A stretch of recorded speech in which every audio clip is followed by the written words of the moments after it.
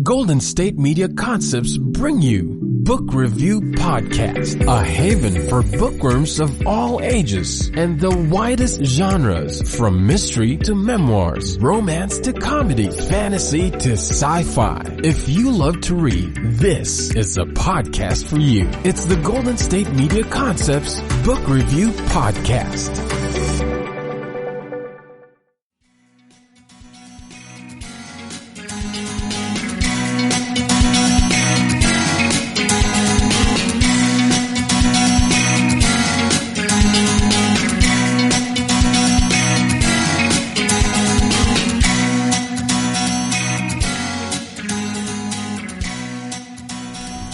Hello and welcome to the GSMC Book Review Podcast, brought to you by the GSMC Podcast Network. As always, I am your host, Sarah, and as always, I am more than happy, delighted in fact, to be with you for another author interview to share that with you.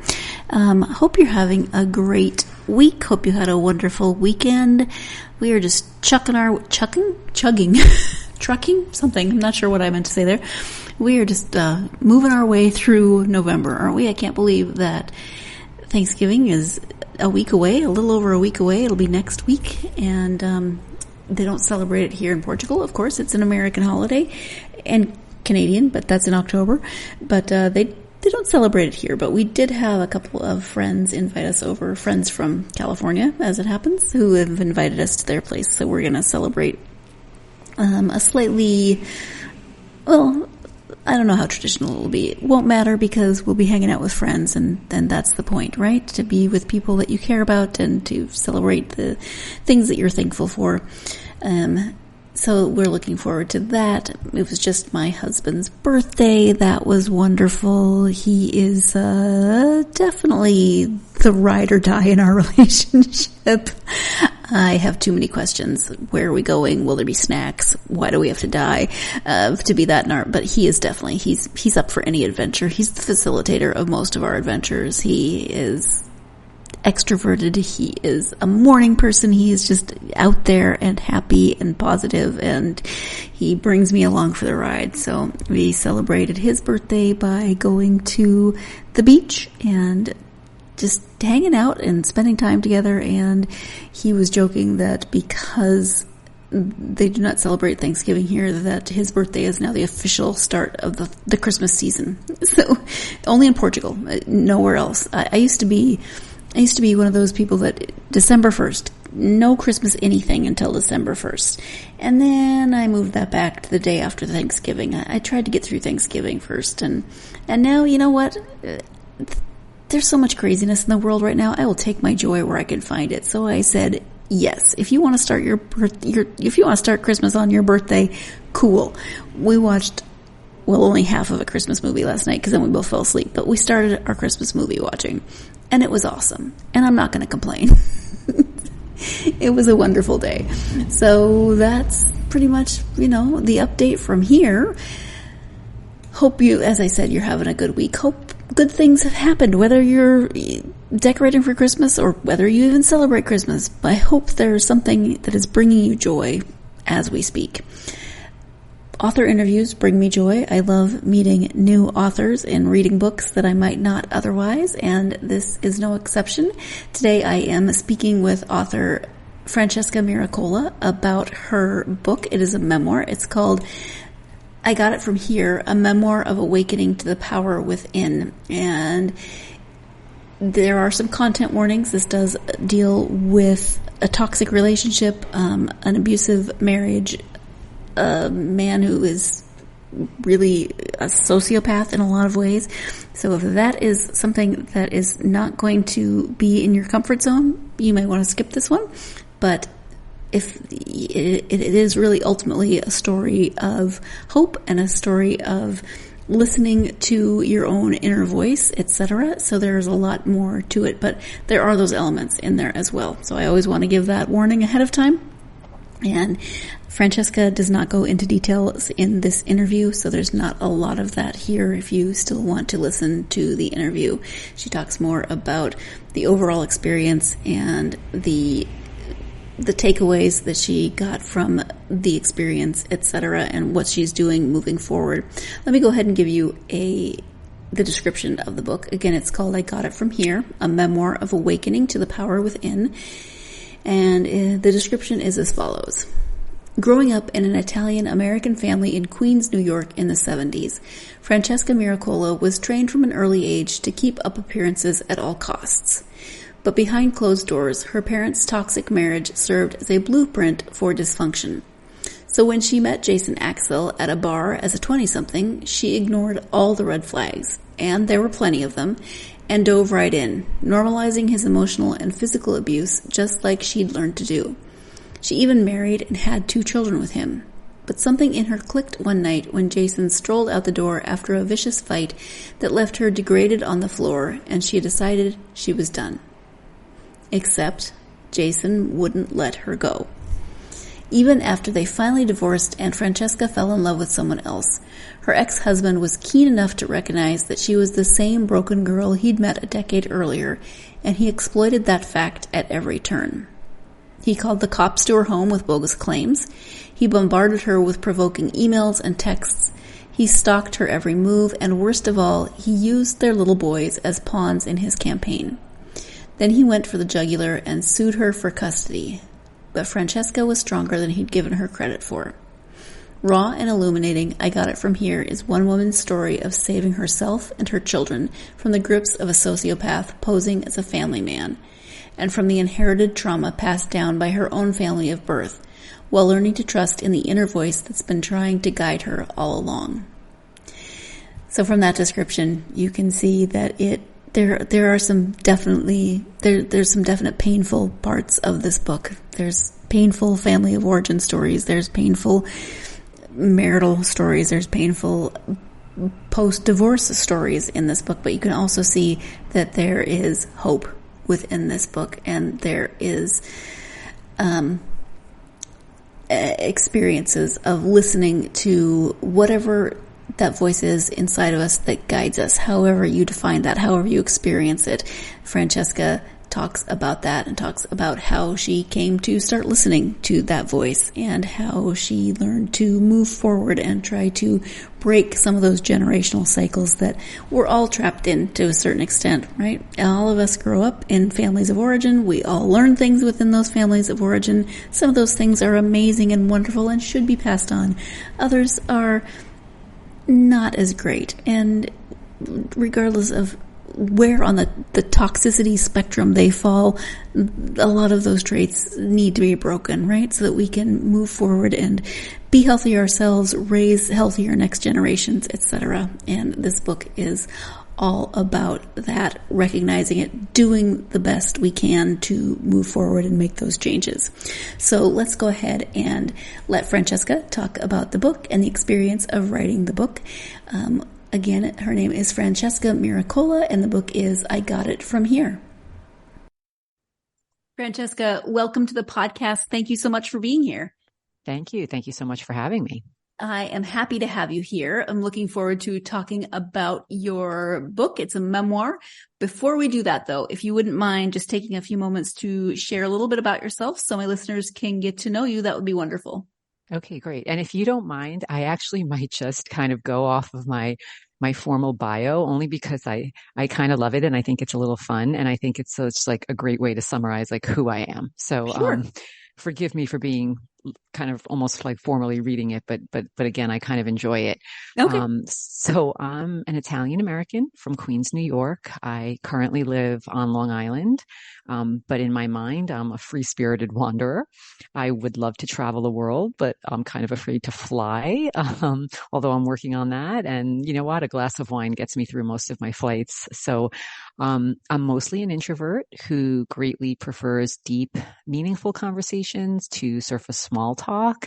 And I keep my circle small, but I'm currently debating if that's like a good or bad thing. I'm a breast cancer survivor, but I rarely define myself as one. And I think it's because I feel like I've actually been surviving something most of my life. I'm funny, at least I make myself laugh. And I graduated from New York University and worked in financial services, actually still work in financial services for 25 plus years now, even though I always wanted to be a therapist. And I guess as the saying would go, that's probably because I needed a therapist. And I finally wound up on my true path, though, as a student and teacher of A Course in Miracles, an author, a life coach, and the founder of my company, Protagonist Within. I'm a wife, a best friend, and above all, a mother.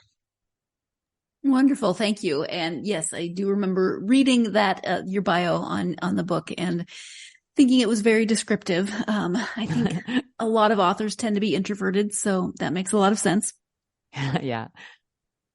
Well, the book is a memoir. You've just shared a little bit about yourself. We're going to go a little deeper because you do share a lot in the book. So can you give an overview? It's called, I Got It From Here, a Memoir of Awakening to the Power. So can you give a brief overview? Yes, and to the power within. So Sorry. yes, I could know that's within is like a very important kind of message that came out of all of this for me. So, anyway, yeah, so the memoir, it's a story of my emotional journey through an abusive marriage and a cruel custody battle, and how I freed myself and my children from really the grips of a sociopath. But there's this other layer of like my reflection on the inherited trauma that was passed down from my own family of origin, and which gives the readers some insight into like why I married this guy in the first place, right? And all of this is going on while I'm like very slowly learning to trust like an inner voice that's been trying to, guide me all along. And I would say I love how someone summarized it for me after they had read it. They said it's both a story of hope for women looking to rebuild their lives from the ashes, and a cautionary tale for younger ones. And that's really what I was going for when I kind of shared the story. That's such an apt description because it is equal parts hope and cautionary tale. I mean, there's some content warnings because there is, it is an abusive relationship. So people want to have that in mind before they start reading it. But it does have that underlying level of hope. That was actually my transition from one question to another. So that seems like a really good time to just stop in the middle before I moved on to the question portion of that. It is time for our first break of the episode. When we come back, we'll talk about what prompted Francesca to write down her experiences as a memoir. So stay tuned. You're listening to the GSMC Book Review Podcast, and I'll be right back. Do you want to be healthier, yet you just don't know what to do? All these shows telling you this and that, but nothing seems to work. Well, listen close. Golden State Media Concepts has got something great for you. The Health and Wellness Podcast dedicated to workout trends, healthy eating habits, diet, and everything about healthy living. Join us in our banters as we help you not just live life to the fullest, but live it to the healthiest.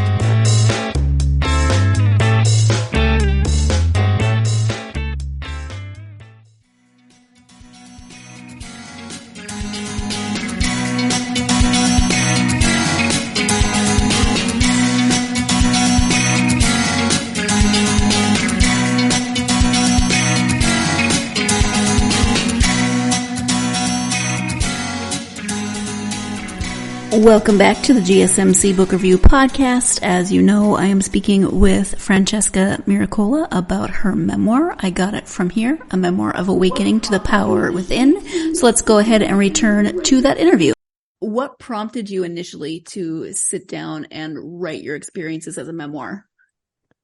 So it's interesting because, as you know now from reading it, and thank you for that, I really spent, I guess, the darkest years of my life battling with my ex-husband for custody of our two young sons. And, oftentimes throughout that ordeal, I would sense this like little like kind of like a flickering light in the distance of my mind. And I know that sounds really weird.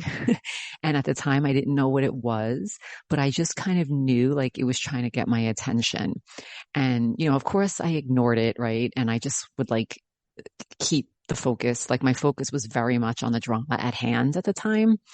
And as I was going through it, if you could appreciate, like I would basically kind of vent my painful story to anyone who would listen, right? And that was like the entire existence. Like that was like all that was going on for me, at the time. And anytime I would try and like, kind of just like unload my pain or share my tale, people would say to me like, you should write a book.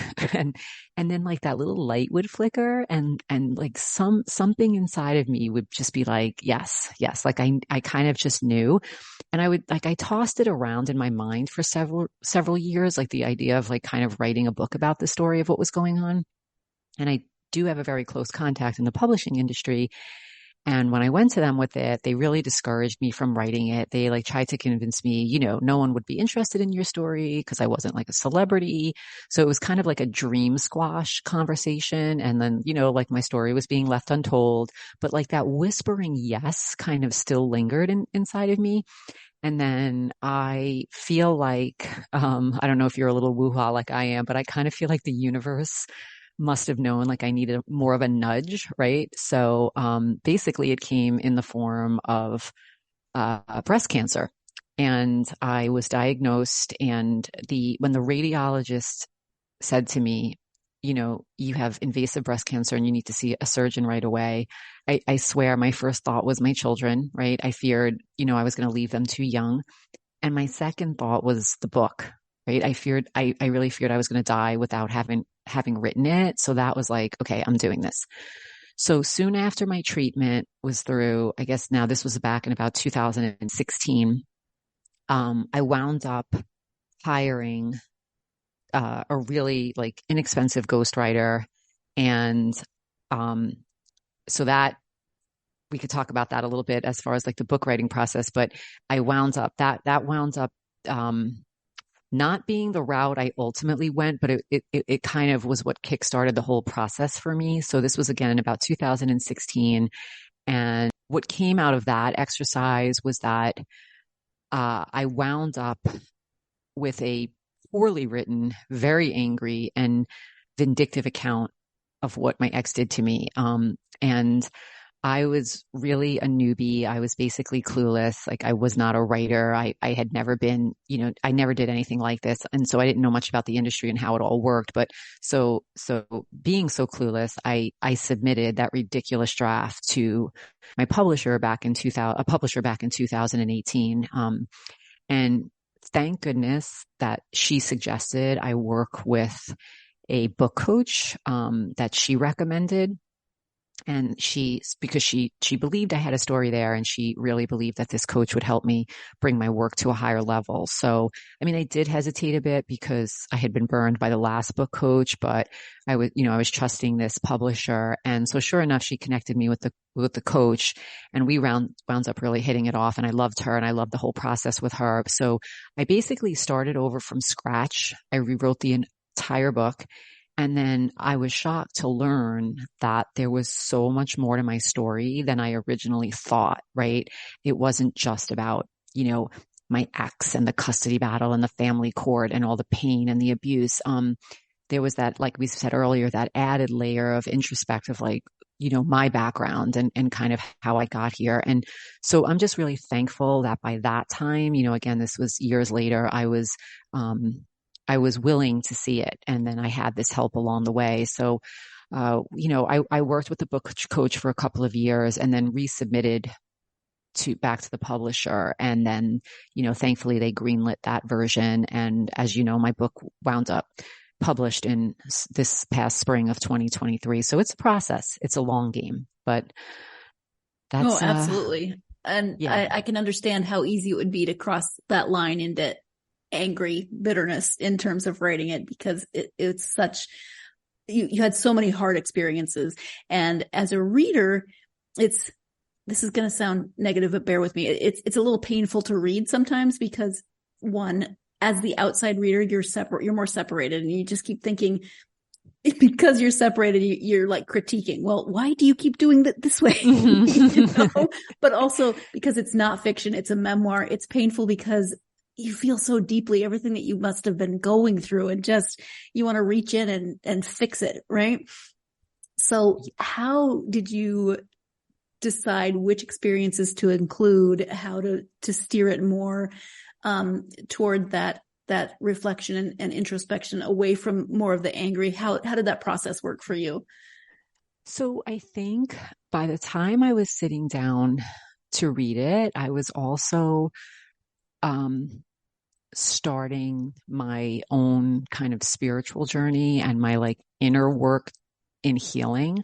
And I was very much doing that through a practice called A Course in Miracles. I don't know if you've ever heard of that or whatever, but so it was just interesting that the timing worked out, that I was finally open to healing and, writing the book, which is also very cathartic, right? So I feel like, how did I know the scenes to include? It would be like there were certain memories that I could still very much feel in my own body. And I knew that based on those like strong feelings, that these scenes weren't going to just come out as words on the page. I kind of knew that these scenes and the emotions that I was still very deeply feeling within me were memories that were kind of tied into the themes and messages that I knew needed to be shared and would resonate with someone, right? So it was kind of this strange feeling of, it was almost like playing a movie reel of my life in my mind and writing very powerful scenes from certain memories. And there was somehow a level of knowing that the particular memories that were really jumping out at me, it was like something was telling me, yes, these are the ones that need to be shared. So it kind of came that way. I'll also say the book coach was really helpful in that sometimes I would write something that, if anybody who's been through abuse or, some sort of dysfunction kind of knows that, sadly, you sometimes normalize things. It's just been, just so much what you're used to that you would normalize them. And I would write something almost matter of factly. And then the book coach would get that draft chapter and she would say, whoa, let's talk about this. Like some sentence would jump out at her and, she would ask me to do a deeper dive into that. And then, surprisingly to me, it was something that then would become included in the book because, again, like you had said earlier, as an outsider, she was like picking up on something that was just like, again, normalized for me. So, she was very helpful with that as well. Yeah, I can imagine it would be so helpful to have that outside perspective, because it sounds like a lot of the book writing was pretty intuitive for you, but then to have someone else to be able to step back and say, why is this included? What happened next, etc. Yeah. And like you said earlier, and I appreciate it because, and I know you said like, oh, it might come off as negative, but what shocked me, some of the feedback from like my first, when we were kind of going through with the publisher and some proofreaders and, some beta readers before it went out into the world, the feedback of domestic violence, abuse, I don't know why that shocked me, but it kind of did. And I was like, wow. And, because sometimes in your minds, when you think of like, an abusive situation, you picture probably the worst news story you ever read or the worst, maybe TV movie you ever watched about it. And I didn't really see my life that way, right? For the most part, I lived, a pretty quote unquote, like comfortable, like easy, life. I had my children. I was living in suburbia. Like I was working, and so it shocked me to see my life and the abuse through the eyes of the readers and people who, like you said, were kind of like removed from what I was going through. And that's just very sad because, like I said, I think a lot of people unfortunately normalize some of this stuff in their lives, and it's hard to see it when you're so in it. So it was helpful to have a coach too. And again, my spiritual practice. Yeah, when you live with something long enough, it does become normalized for you, and it just seems like, well, yeah, this is the way maybe it's always been, or it's always going to be, and it's easy to kind of get stuck there, right? Yeah. Yeah. So you mentioned that it was cathartic, which I can only imagine it must have been cathartic, but it also, I can only imagine, was incredibly hard sometimes to relive some of that. So for you, what did you take away from the overall process of the writing of the book? So yes, there were times where it was very painful to write. And I found that oftentimes after a writing session, I would have to do some sort of physical activity, even if it was like a really long power walk, to kind of shake that, like just kind of reliving the old trauma, like really shaking it off. I found though that as the stuff was resurfacing, it was sort of showing me ways that a lot of the old emotional pain was still playing out in my current life. So as it was turning up on the page, it was also coming up from my inner, from my insides. And I was like, okay, wow, this was really, like we keep saying, a cathartic process. So, I guess just a couple of quick things that came out, and then I'll talk more about the cathartic process. I really believe that after writing this, I do really sense that there is some sort of higher power or a force working through all of us, because again, this was like never part of my background, this whole like writing and publishing experience. And I know it sounds like a little cliche, but I actually at times felt like something was writing through me, right? It was just like this very weird feeling of like something was pouring through me. And I've heard that said before, and I never really kind of understood it until it happened. And then I also believe that this higher power, whatever it is that people want to believe in, it also presented me with the resources to kind of go through this process. And, again, for me, the intention of this book, turned out to be to really help others heal. And I think with that intention, it felt like the resources were made available to me. So whether it was the time in my schedule or even the financial resources that were needed to hire a coach and do what I was doing, kind of like showed up exactly when it needed to. So I really kind of trust in like a higher process now. And even like the right people would show up along the way. And I was like, okay, something sort of pushed this along. So it's very nice to kind of have that, like something like larger than me to believe in now. And I do.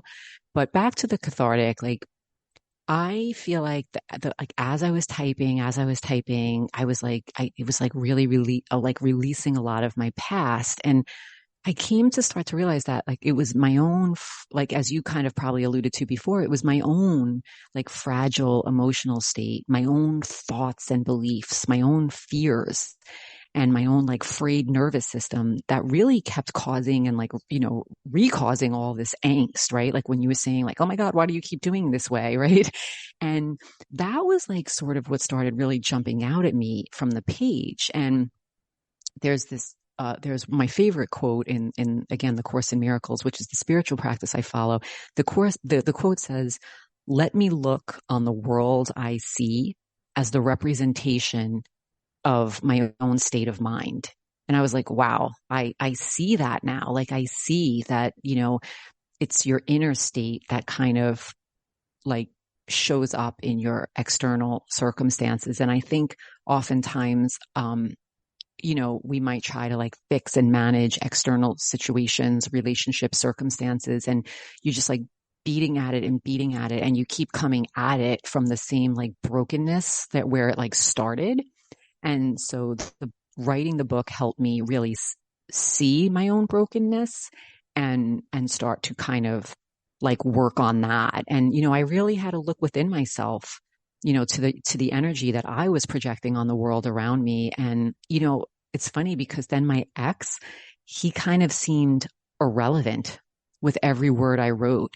And so that was very healing. And the other thing was there was this really exciting moment for me when I was writing it. And again, working with my book coach, and, we were reviewing a chapter, and, she just casually said to me, well, you're the protagonist here. And I thought, like, that just like hit me. I was like, yeah, the story had always been mine, right? Like, I am the protagonist. And, the protagonist gets to decide how the story unfolds. And if you could imagine, that was like a life altering, like empowering moment for me, right? To kind of take back ownership of my life. And that just really kind of like sums up the work I've been doing on myself, and also, a big part of the message I hope to leave readers with. Which makes absolute sense. And yes, you're the protagonist, but you lived in relationships that have been telling you your entire life that you were not that important. You were not the protagonist. So it's completely logical that your brain would be like, oh, wait, yeah, you know what? I am the main character of my own life. So, and also, yeah, it's so simple, right? Doesn't it sound so simple? But it was like, it hit me like, wow. This is like the most profound right. and really life-altering, empowering moment. Right. Well, it was the time that you could hear it. Yeah, you're right. Yeah. Yep. It's time for our second break of this episode, but it makes me pause and wonder a bit as we go into this break, how many of us actually think about ourselves as the main characters of our own life? Do we? Do you ever think about it? I'm actually going to contemplate that now. There's that line in The Holiday, when Kate Winslet's character is talking to Eli Wallach's character, and he tells her, why are you acting like the best friend when you have main character, something along those lines. I should be able to quote it. I've seen that movie a million times. That's that same theory, right? Let's contemplate that as we go to break. Stay tuned. You're listening to the GSMC Book Review Podcast, and I'll be right back. Tired of searching the vast jungle of podcasts? Now listen close and hear this out.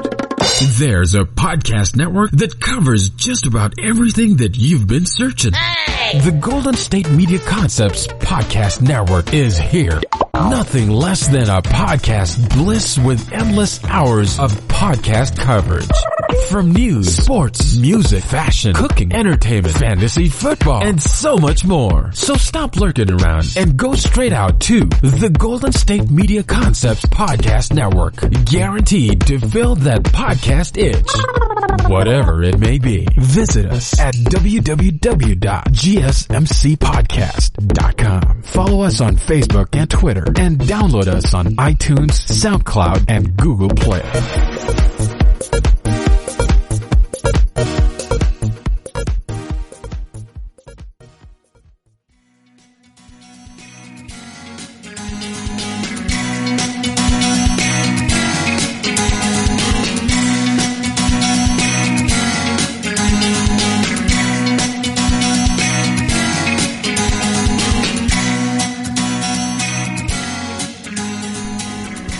Welcome back to the GSMC Book Review Podcast and my interview with author Francesca Miracola. And you are actually my second interview in a row. Last weekend was the same, about the feeling like something was kind of writing through you. So, however listeners might perceive that or think of that, it definitely, there's something there. There's something in that being in a space where the words come from somewhere and you're not always sure why or where they come from. Yeah. And I think in life, listen, not everybody is going to write a book. Not everybody is going, we all have our different, and I do think though that force comes, and that kind of inner voice is there for all of us, and it doesn't matter how, it's going to manifest in the world. And like for some, it's a book. For others, it will be other things. But I just think what came out of this for me is just like that importance of really listening to that inner voice and that gut feeling. And because I do believe that there's something trying to, point all of us in some direction towards something. And so it's really a great moment when you like feel that and tap into it and then like kind of watch it unfold. Sure. Yeah, absolutely. You have 3 children. obviously they lived through parts of this as well. What have been their reactions to writing the book, reading the book, the whole experience? So yeah, thanks. My older two children are my sons from this first marriage. They are in their 20s now. And so they were very proud of me. I hope that in reading it, it helped them heal a little bit because, yes, they lived through this bitter divorce and bitter, custody battle and the abuse and, just a lot of their childhood was spent with me raising them through a lot of my own pain. And so, of course they suffer their own, emotional pains from this whole family process that they went through. But I hope it's been somewhat of a gift to them to sort of see me heal and to kind of, put this story down and something tangible that they can look at and hopefully, sort of help them process some of it and help them heal as well. My youngest, my third, so she is, my daughter with my second husband. Now, this was happening a little bit while I was pregnant with her and certainly early on. I do believe, and I think there's science backing this, that my stress and angst while I was pregnant with her and going through this, kind of does impact. So, and then also when she first came into the world, I was literally, in my darkest place. So I'm sure that that's had some impact on her. And I also feel like during her early childhood was not only a little bit of me going through the custody battle, but it was almost, there were years there where like these old, like these, it was like just this, I like almost like exploded. I exploded in like a rage for a few years because when I started to like look at, how at the abuse, and also like you had said, yes, I was the protagonist of my own story and we all kind of are, but I didn't really know that. I had been told for so long, by so many, in so many abusive and toxic ways, like, no, no, no. And as a woman, when you finally are like, hell no, like I'm ready to heal here and I'm ready to, it comes out sometimes at first in anger, almost like a pot of water boiling over, right? So I feel the same way I feel like there was some generational pain passed down to my boys who were part of this marriage. I know that there was generational pain, unfortunately, passed down to my daughter. Now, I haven't had her read the book yet because I feel like she's still a little too young. But I do hope to one day kind of gift that to her and hope again, the same way with my boys, that kind of her having the experience, hopefully of watching mom heal will help her kind of process and understand a little bit of what was going on maybe in my world and in our family and help her release some of the pain maybe that she felt. And that's another big part of one of the messages of the book is kind of generational trauma. And, it's real. And I think a lot of us are just blindly going through life, carrying the pain and stress from one generation to the other. And I think it's really important to be that cycle breaker and just say, whoa, stop, and I don't want to contribute to the problem anymore. I don't want to like pass this, off to my own children. And, so I just really hope people are kind of inspired to do that in their own families. So yeah, that's how I sort of see it, as far as my children go. And I just hope that each generation kind of gets more and more enlightened. Yeah, that's a hope, a good hope. You mentioned at one point in the book that in the first, I think, year of your daughter's life, she'd been to more lawyers' offices and court, just more than most people go through in their entire life, which is a pretty stark image when you think about it. Yes. Yeah. So there's some pain there, but I think we could all hopefully work through it. Yeah. Well, and also, the rage you kept exploding in rage. You said that phrase makes complete sense because so much of our mental health is based on what we express and repress. And, depression is so often just unexpressed anger and those sorts of things. So it's all tied together. Yeah, absolutely. And you've touched on this a little bit, but what do you hope that readers are going to take away from this book? So I guess I really, like we said, I hope they really start to listen to their inner voice and be true to themselves and like follow that gut. And as we just talked about, I really hope it inspires people to get honest and break patterns of generational trauma, that's playing out.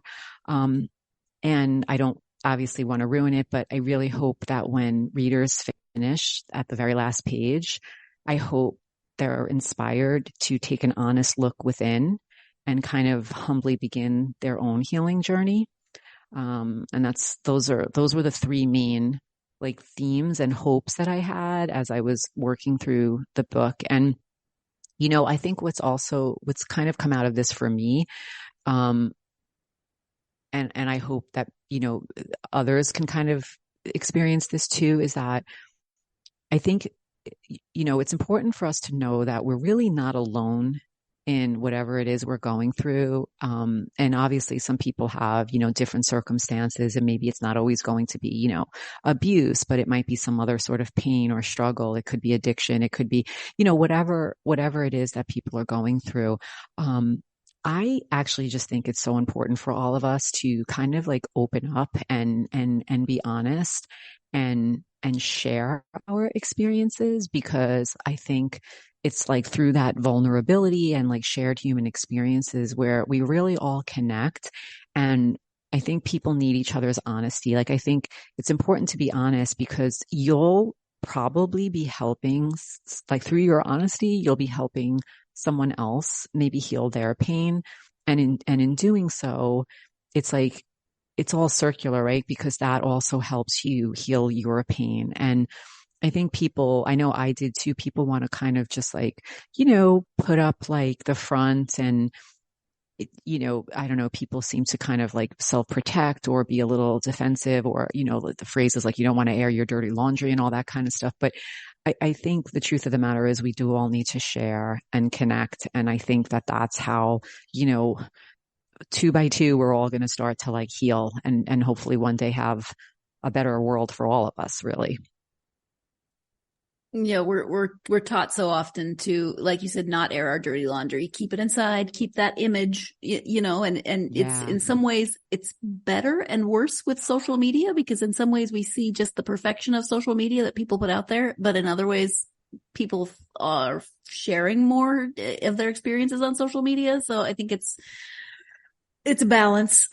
Yeah, you have to find that, right? Because there are, like you said, yes, unfortunately, the feelings of like this, fake world that people could portray on social media. But there are also some really wonderful people doing wonderful work out there on social media, helping people kind of feel like, oh, they're not alone and they're connected. And, oh, this is what's going on for me. And oh my God, look, there's so many people that have this, and, this is how they work through it. So, when it's used for that, it's great, right?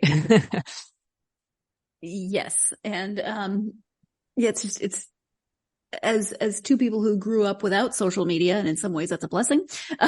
Yeah. It's interesting to see how that shift has taken place, especially in the last 20 years, just to watch that happen.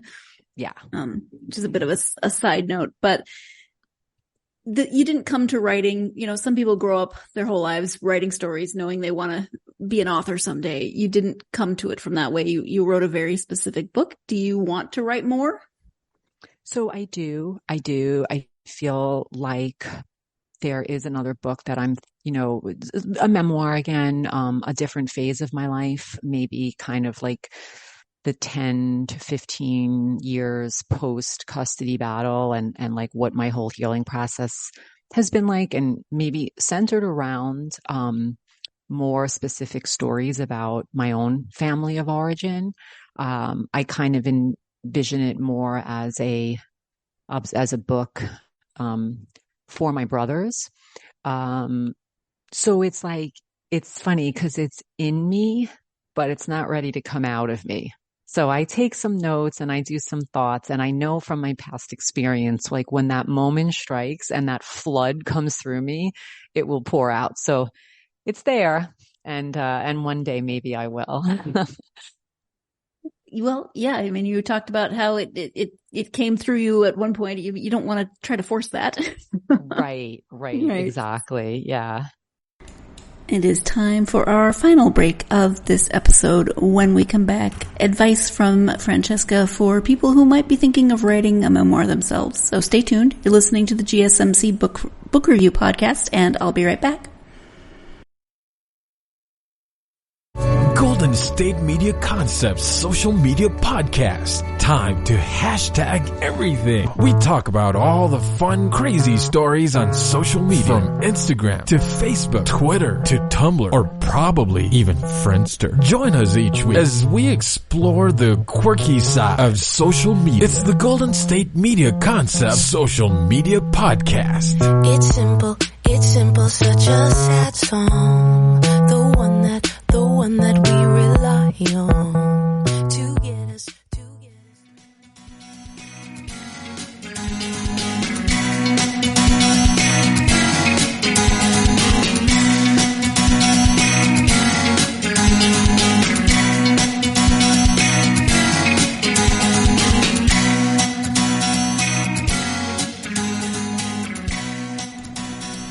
Welcome back to the GSMC Book Review podcast and the conclusion of my interview with Francesca Miracola. Do you, from your experience, and you've had some interesting experiences because you've done this a couple different ways in the writing of the memoir, do you have advice for someone who's thinking they have a story to tell, they might want to write some of their own life as a memoir? Yeah, sure. I think especially when it comes to memoir, and usually I guess, memoir would probably be covering maybe some difficult topics, not always, but it's usually memoir is like a deep soul connection, right? And some sort of like healing journey.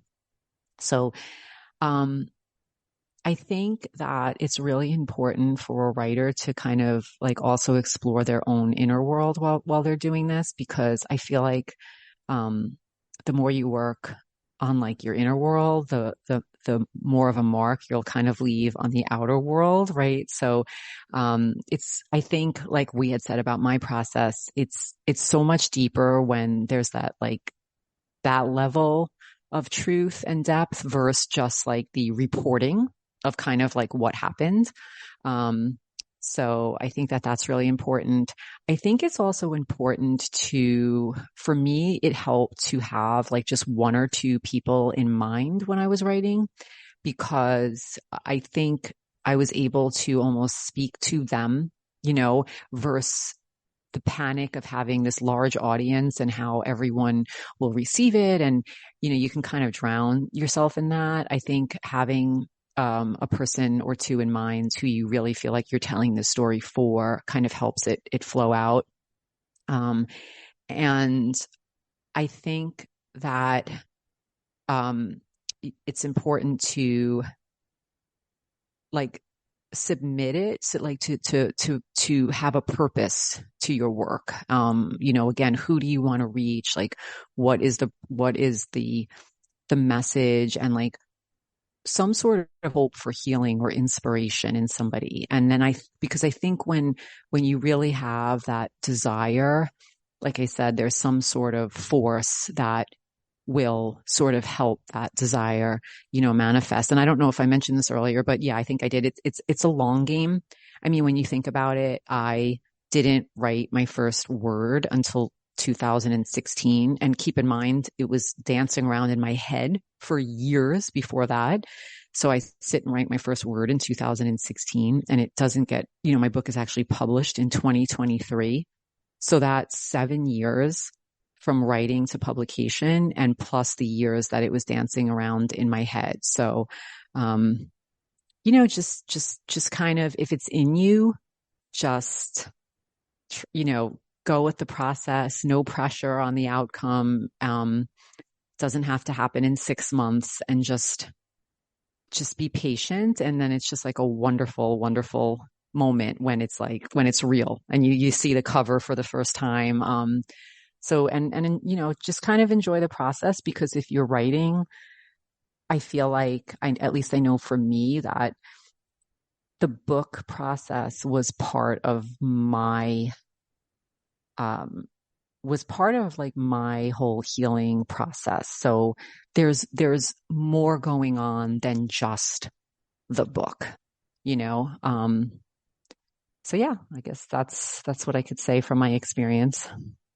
Thank you. I appreciate that. And I resonate so strongly with what you said about, keeping just a couple people in mind, not trying to think of all of the people who might be reading your book, because my inner monologue is so many different questions of, well, what if this person thinks this and that someone's going to think this, and no, somebody else is going to think this. And then I just spin myself into kind of a frenzy of overthinking and inaction. Right. Then you get stuck, and and it's funny because when you were saying, it's like, well, how's this one going to respond to this? And what will they think? And will this one like this? Or will this one criticize this? And, another thing I found was that, you kind of think like, let's face it, from like an ego perspective, you're writing this book and you're going to publish this book, and you're like, you have these visions of like New York Times bestseller and like, oh, I can't wait for my Oprah interview. And you kind of like hoping for like, but the truth of the matter is like the real joy and the real like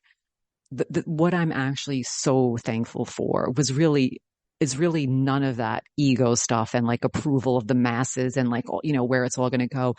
The greatest feedback has been, the message from a woman or a DM from someone that says like, thank you so much for this. I needed this. Or, oh my God, I read your memoir and I have a friend who really needs this. And, or the person that says, I couldn't put this down. This was me, thank you. So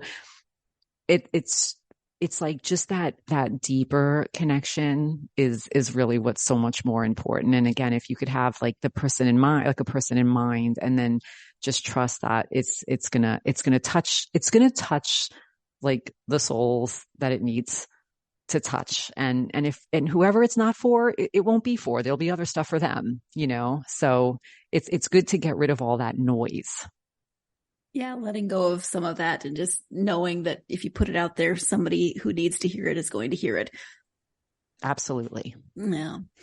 How about reading? When you take time to read for yourself, what genres, what authors do you tend to gravitate towards? I wouldn't necessarily say like particular authors. I do love memoir. I mean, I love it. And I like anything that's kind of, spiritual or like on the self-help kind of, the genres. As far as like a specific author though, someone who I do always really like to thank is Marianne Williamson. And specifically for her book, A Return to Love, because that was the first time I feel like something really spoke to me that I knew something was there. And her book, Return to Love, is what introduced me to A Course in Miracles. And that's become, again, my practice.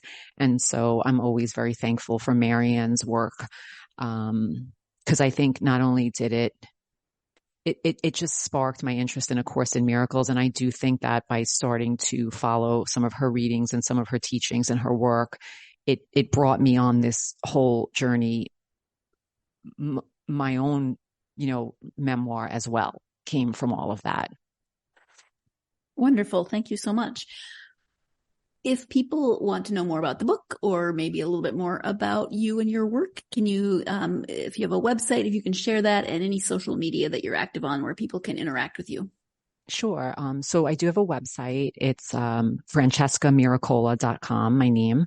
I am trying to be active on social media, although I'm really not good at it and I don't particularly like it. But I do have one of my sons helping me with my social media, which is very cute. So I am on Instagram as Francesca Miracola and Facebook. But again, kind of work with me here as as, he really more introduces it to me and gets me there. I'm also thinking of starting, this is kind of new to me, although I think it's been around for a while, Substack. So I'm starting to look into that because from what I understand, it's a really nice place for writers to share, just like little snippets of their work and connect with people there. So hopefully that will be coming soon. And you could, of course, find the book on Amazon, and, you could really go into any local bookstore and support indie. And if they don't carry it, it's very easy for them to get it. But yeah, it's out there, it's available, and you could find me, like I said, on my website and social media. Perfect. Thank you. Well, Francesca, we've talked about a variety of different things, but is there anything that we have not covered that you wanted to make sure was brought up or that you highlighted during this time? I want to thank you so much for the questions that you gave me and an opportunity. I know you gave me a little time to prepare, and I really do feel like, thank you, because your questions did hit on like everything that I do want to talk to people about and cover, not only about the book, but my children and like kind of the spiritual practice and just the process of writing. So, I think we've covered it. And maybe only one thing that's funny, it just jumped in my head. And like I said, I've learned to kind of listen to the voice. So something did just jump in. And, one of my good friends and I talk about this all the time.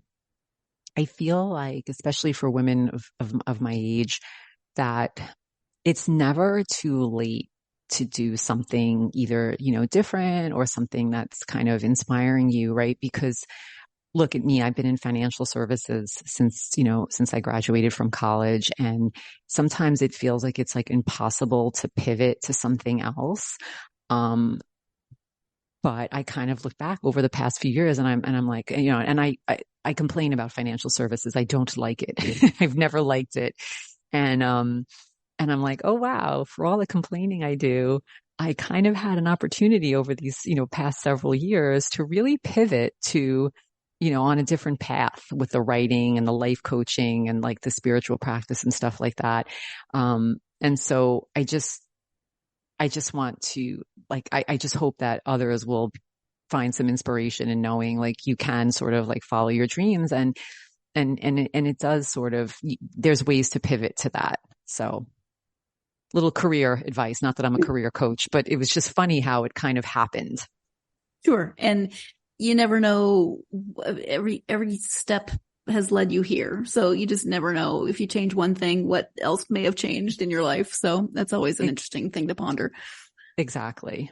Yeah. Well, thank you so much. I really appreciate you taking the time to talk to me about the book and your experiences, being so open with those experiences. I really appreciate it. Thank you. Thank you so much for having me. Thank you once again to Francesca for joining me, for sharing her experiences, for being so open to being vulnerable about those experiences and sharing them with others.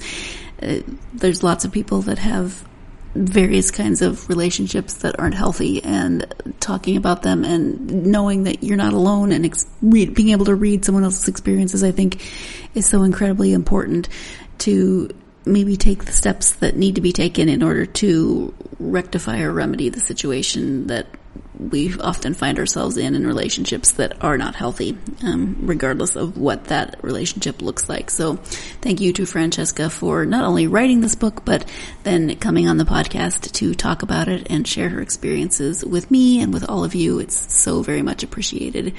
If you are a fan of memoirs, then you might want to check this out. If you just find Francesca's story compelling, you should definitely check out this memoir.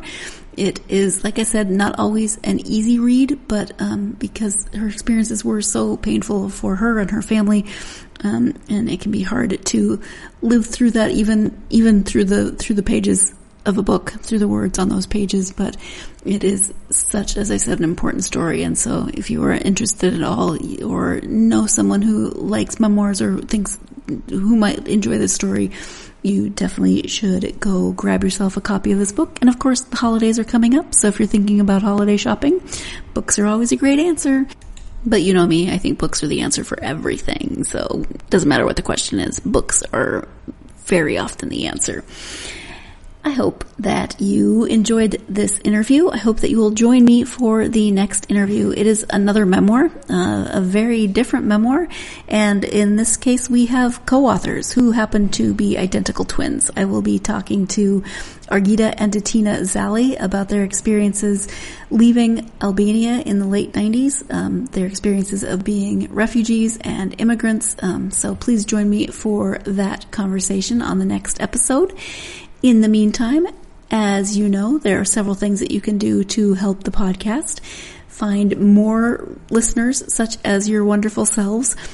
Make sure you're follow, and subscribe on whatever podcast platform you're listening on. That way you'll always know when there are new episodes. And you can also leave a review.